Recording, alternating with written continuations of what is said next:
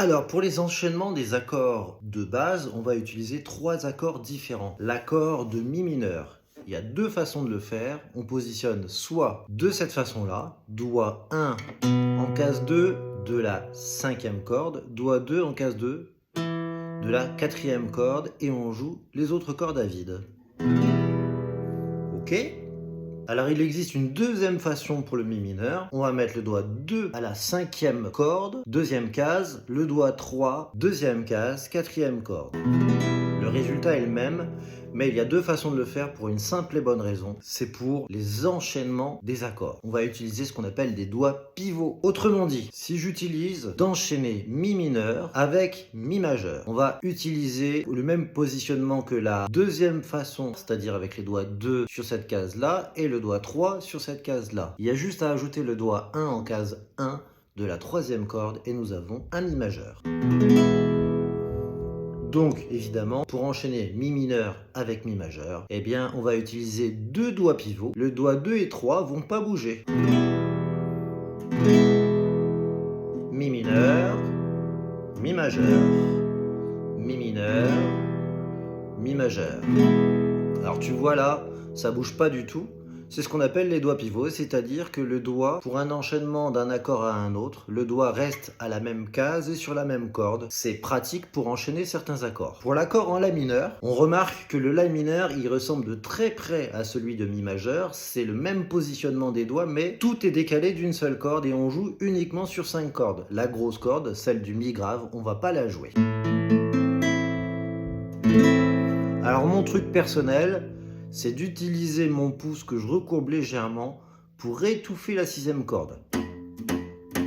Comme ça, même si je la gratte, malencontreusement, j'étouffe cette sixième corde. Et du la mineur au mi majeur, il n'y a pas de doigt pivot, donc on va les enchaîner de cette façon-là. La mineur, mi majeur. Vous remarquez que je décale bien les doigts sans les bouger. Je ne les décale pas un par un, je les lève tous d'un coup et je les décale. Si je le fais dans ce sens-là, si on voit mieux mes doigts, ils se déplacent de cette façon-là.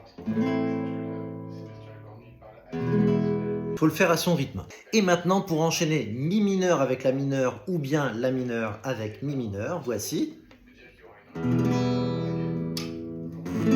Donc là, on utilise un doigt pivot. On va utiliser la première façon, doigt 1, case 2, cinquième corde, et doigt 2, case 2, quatrième corde pour le mi mineur. La première position. Pour faire un doigt pivot avec le la mineur, nous allons avoir un doigt pivot qui va être le doigt 2. Vous voyez bien, le doigt 2, il est sur la deuxième case de la quatrième corde et il va rester au même endroit, même s'il glisse un peu, effectivement, il glisse. Pourquoi? Parce que le doigt 2, il va fretter la quatrième corde, et quand on va passer au la mineur, c'est le doigt 3 qui va fretter la troisième corde. Qu'est-ce que c'est fretter une corde? Eh bien, je te l'explique tout de suite. Qu'est-ce que c'est que fretter une corde? Pourquoi? C'est poser son doigt à proximité de la frette pour éviter, tu vois, si on met le doigt trop en haut de la case, ça risque de friser. Donc pour qu'il y ait moins de risque à ce que le son frise, on va poser notre doigt à proximité de la frette. Pas sur la frette évidemment, pour étouffer le son, mais à proximité. Alors quand il s'agit de jouer des accords, bien entendu, on ne peut pas forcément fretter toutes les cordes. On frette les cordes dans la mesure du possible selon les accords. Par exemple pour celui de Do majeur, vous voyez, là, en fait, là, c'est possible de fretter chacune des cordes où on pose ses doigts. Mais pour la majeure, eh ben, c'est compliqué. Le seul doigt qui frette la corde, ça va être celui-ci. Le doigt qui est en case 2, le doigt 2 sur la troisième corde, il est au milieu. Et le doigt 1 sur la deuxième case de la quatrième corde, il est tout en haut. Donc ben là, la seule solution, c'est d'appuyer fermement. Et ça demande un peu de temps. Donc effectivement, beaucoup d'élèves ont dit que ça faisait mal aux doigts, beaucoup plus que jouer des mélodies qui nécessite seulement de jouer une seule note par corde. Et c'est ce qu'on appelle le métier qui rentre, hein. Dans tous les cas, on s'y habitue vite. Alors, pour les accords, pour fréter les cordes, on le fait dans la mesure du possible. Sinon, il faut mettre un petit peu plus de pression afin que le son puisse passer nettement. Mais c'est vrai qu'au départ, quand on débute, hein,